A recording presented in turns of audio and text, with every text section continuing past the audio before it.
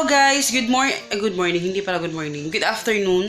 So today is actually hapon na, 3 snack time na talaga. So inaapuran ako ni Papa na lutuin na itong snacks, hindi And kaya gusto kong i-share sa inyo kung paano yung tamang, kung paano ko ginagawa yung maruya. So, maruya yung tawag nito. Kaya para sa amin dito is pinaypay or maruya. Pinaypay kasi para siyang pamaypay. And marami akong nakikitang gumagawa nito na ng maruya, pero iba yung paggawa nila. So sa akin, ito yung tinuro sa akin ni Mama dati kasi ito yung paninda din namin dati. Nagtitinda kami dati nito. And mapakita ko sa inyo, sobrang simple lang. And tuturuan ko din kayo kung paano tamang pag-slice. Wow, tamang pag-slice ng, sorry ha, magayong mata ko kasi kakagising ko lang at taligo na ako kaagad. Kung paano yung pag-slice para maging pamaypay yung saging. So simulan na natin, papakita ko sa inyo yung ingredient. So ito yung ingredients natin. Siyempre, unang-una, saging. So yung saging natin is medyo malamig kasi ni-refrigerate ko ito. Kasi hindi ko naluto kaagad para hindi siya hindi siya malata, ang tawag yun, ma-over yung pagkahinog niya. Kaya ayan, mas better na i-refrigerate. Kaya ayan, ilang araw yan sa ref, hindi yan na And eto, kailangan natin ng asukal para sa last part na ito, yung gagamitin natin ng asukal. Ang pinaka-main natin na gagamitin na para sa saging is itong flour. Anything na flour, pero sa akin, yung available sa akin is all-purpose flour. Pwedeng first, pwedeng third class flour, pwede. And baking powder, ayan. And ating food coloring. So, powder lang yung meron tayo kasi wala tayong liquid. Pero kung meron kayong liquid, mas better. So, dalawang klase lang yung kinukulay natin sa maruya. It's either yellow or red. So, I think ito is yellow yung binili ni Papa. So, mas okay din yung yellow. Kaya, eto, meron din tayong oil. Siyempre, dahil dyan tayo ito yung gagamitin natin magprito. Kaya, yan. So, let's start. So, dito na ready ko na yung ito yung lalagayan natin dito sa ating mixture. And ito naman sa saging. So, papakita ko sa inyo ngayon kung paano maghiwa ng saging.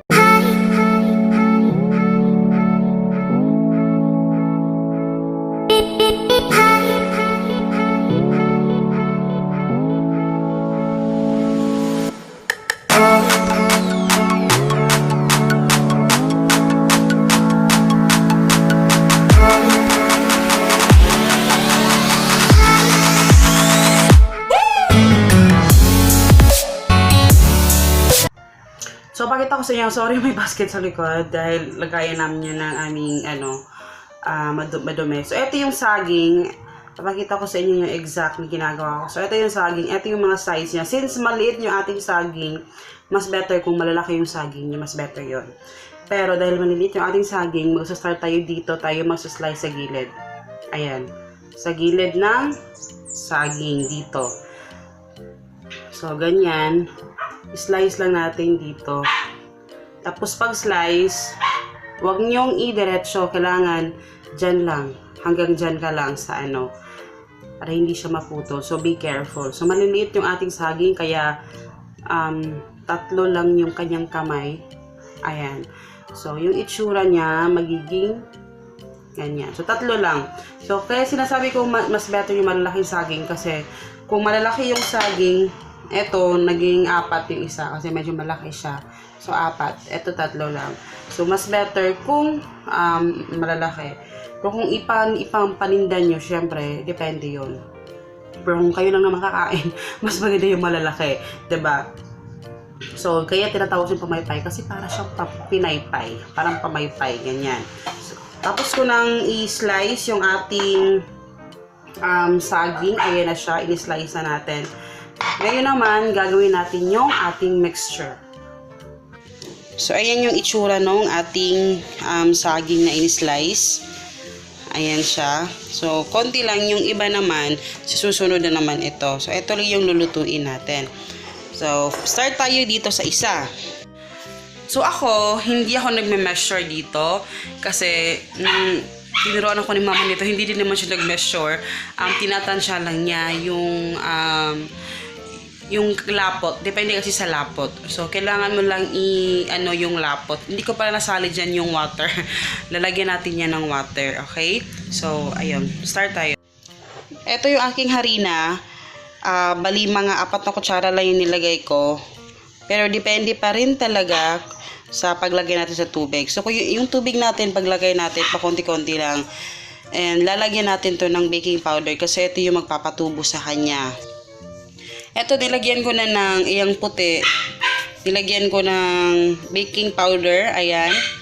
So, yung baking powder siguro nasa mga 1 teaspoon, ganyan. Depende na sa inyo. So, tinatansya-tansya ko lang din. And ito na yung ating food color. So, yung ating food color, depende kung gaano ka-strong na kulay yung gusto ninyo. So, ito, paglagay ko ng tubig, depende pa yan kung okay na sa akin yung kulay. And then, go na ako. And then, after nyan, nalagay na natin harina, baking powder, at saka yung ating food color. Nilagyan na natin ng tubig. So, take note, eto lang yung ilalagay natin, ha? Hindi na yung kasama yung asukal. Kalimutan muna natin yung asukal. Eto lang 3. Konti-konti lagyan natin ng tubig. Ayan. Konti lang. Para lang matansya ko kung gaano kadami yung water na ilalagay natin.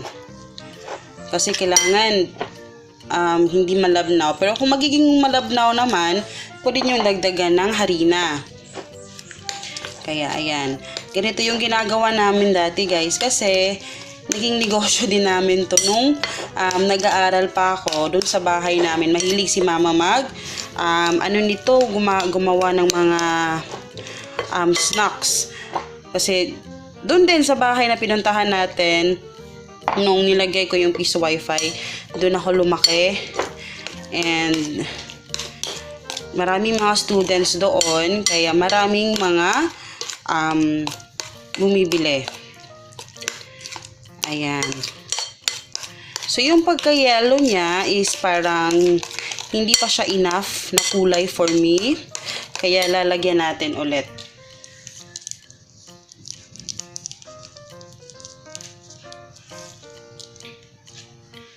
Ayan. Malapot na siya. So, ganyan lang kalapot yung gusto natin. So, depende din sa inyo yan kung gaano kalapot yung gusto ninyo. Pero, importante na dumikit siya doon sa saging. Kaya, yung kulay naman, medyo pale siya tingnan dito sa camera. Pero sa totoo, is yellow-yellow na siya. Kaya, lutuin na natin. Tapos pala, advice ko, tip ko ito is, huwag kayong gumamit ng sobrang hinog na saging. Kasi pag slice nyo doon sa hinog na saging, is may tendency na mapuputol. Kasi na-experience namin yan dati. So, importante na tamang-tama lang yung hinog ng saging. Kaya nga ako, nirefrigerate ko kasi hindi ko naluto kaagad. Nirefrigerate ko kasi pag nirefrigerate mo, parang magsa-stop yung kanyang parang ma-preserve yung hindi siya ganun kahinog talaga. Ma-preserve. Kaya ayun yung advice ko, ang fail ko. So, eto, ang gagawin natin is itong saging ilulublob natin dito sa ating mixture. So, ako, ang ginagawa ko, guys, is kinakamay ko lang talaga, ha? So, excuse me sa mga naghugas po ako ng kamay. Pero, kinakamay ko po. Pwede din gumamit ng food tong, pero ayokong mag food tong kasi nga hindi masyadong maano yung mixture. Ayan. So, ilalagay natin yung ating may langaw. Ilalagay natin yung saging. Mag-food tong na lang tayo. Ayan. So, ilublob natin yung saging. Ayan. Ayan. Importante na coated siya. Ayan. Tapos, dito is nagpainit na ako ng oil. So, dito natin lulutuin yung ating saging. Ito na yung ating maruya. Ayan, nakikita ninyo is nagpiliprito na natin siya. And medyo maganda yung kinalabasan. Parang tumubo naman siya ng maayos. Kaya let's see sa final natin. Abangan ninyo mamaya yung ating final na pag natapos na lahat. Di ba pa? Bagong ligo si Papa at inaantay na yung snacks. At yung ating anak si Hagrid, tama naman is pagising niya, meron na tayong saging. Ayan. So, antayin lang natin yung ating saging. Ayan. Kasi medyo maliit yung ating... Yung sa bahay kasi namin dati, doon kay Mama, malaki yung kanyang kawali.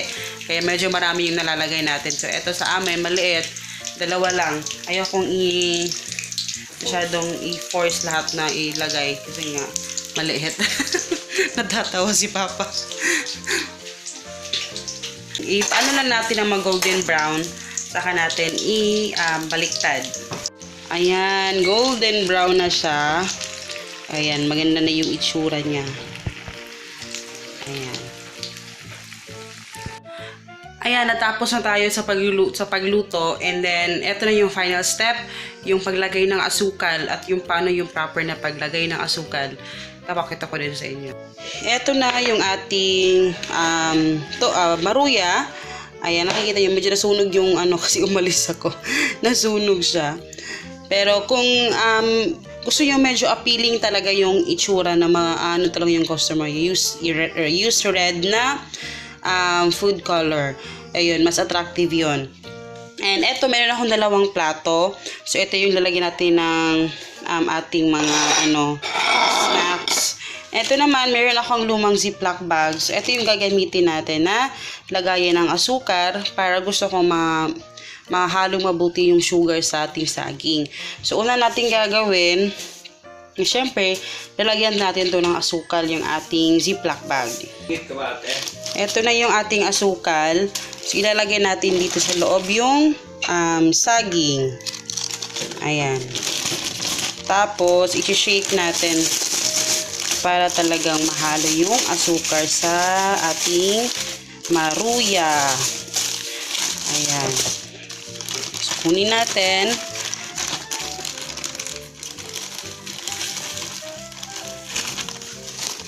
Ayan. Tchering! So, yan yung ating maruya. Ayan. So, ulitin lang natin sa mga ibang maruya, yung ating steps, hanggang sa matapos lahat yung ating, malagyan natin lahat ng asukal yung ating maruya. Ayan.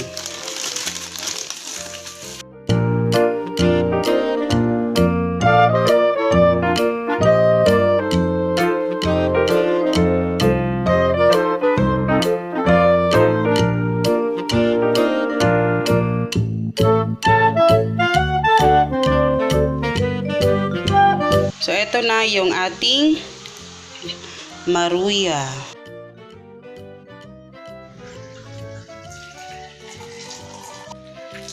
So, luto na.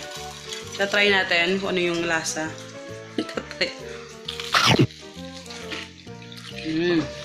Ano verdict mo? Sarap. Sarap. Talaga. Papa.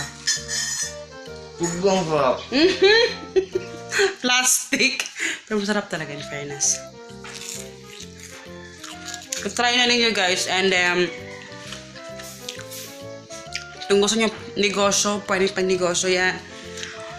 Sobrang sarap. Kasi yan yung ginagawa namin. And also, pang snacks sa mga bata. Magkano lang yung gagastusin nyo, diba? Siguro yung 20 pesos nyo, may maluluto ka ng snacks, 'di ba? So ayan. So salamat sa panonood and sana i-try din ninyo and please don't forget to subscribe and like this video kung nagustuhan ninyo and paalam. So dalhin na natin yung ating saging habang tayo ay magkakape. And then ayan. So, si Papa nauna nang kumain. Kasi sobrang sarap niya. Tingin pa lang masarap na. So, ayan. Kain tayo, guys.